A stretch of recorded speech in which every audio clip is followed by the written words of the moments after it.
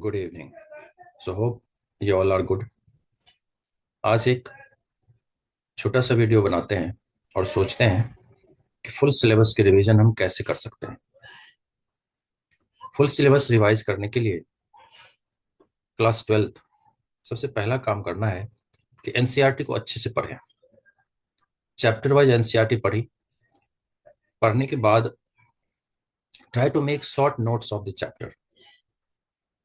इससे क्या फायदा है?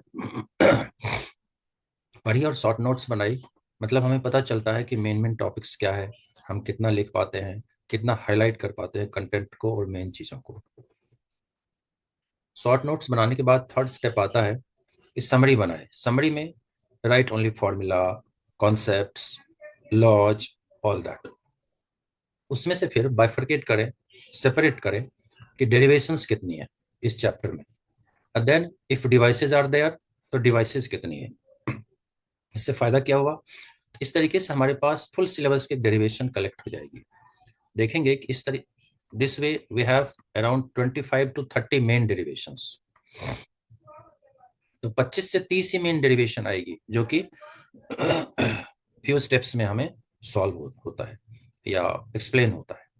सिमिलरली डिवाइसेस भी देखेंगे, अराउंड 10 to 12 डिवाइसेस आती है टोटल।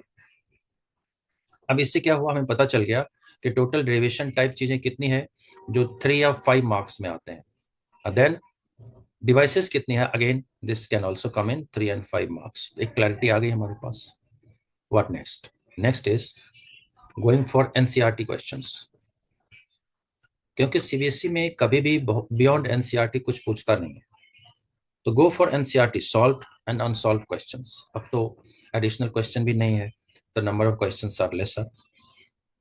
देन अगर यहाँ तक का सारा स्टेप्स हमने कंप्लीट कर लिया, मीन स्टेप 1 2 3 4 5, तो 6 step is doing PYQs, previous year CBSE questions only. इससे क्या फायदा होता है? बहुत बच्चे कहते हैं कि प्रीवियस ईयर क्वेश्चन ना करे तो नहीं चलेगा। बिल्कुल नहीं चलेगा। क्यों?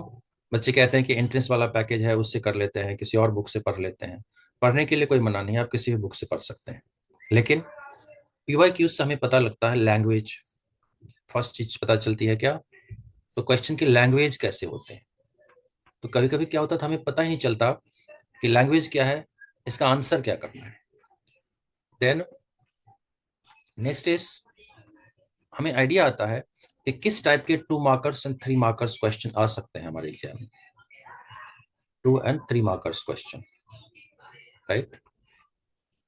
प्लस लॉन्ग आंसर क्वेश्चंस कौन से हैं हमारे पास, जो कि 5 मार्कर्स होते हैं जनरली। तो क्वेश्चंस करने से हमें इन सब का आइडिया आता है। प्लस हम ये भी देखते हैं कि कुछ क्वेश्चंस रिपीट हो रहा है कंटिन्यूअस। जब हम 2 to 3 years में चले जाते हैं सॉल्व करने, तो देन वी फाइंड कि ये तो रिपीट ही होता चला जा रहा है। मतलब फिर हमें आइडिया आने लगता है किस कोर कॉन्सेप्ट पे, कहाँ पे हमें ज्यादा फोकस करना है। So that way if you do it will be best, right. अब जैसे मेन चीजों को अगर हम कैच करें और देखें, तो let's start with any other chapter. और एनी चैप्टर अगर हम ले आउट ऑफ 14 चैप्टर, तो उसमें हम एक इसको अप्लाई करके देखेंगे, राइट। सो एप्लीकेशन के लिए all of you see second video, जो 1 शॉर्ट वीडियो होगा और शॉर्ट एप्लीकेशन के लिए होगा, right. Thank you, thank you so much, may God bless you.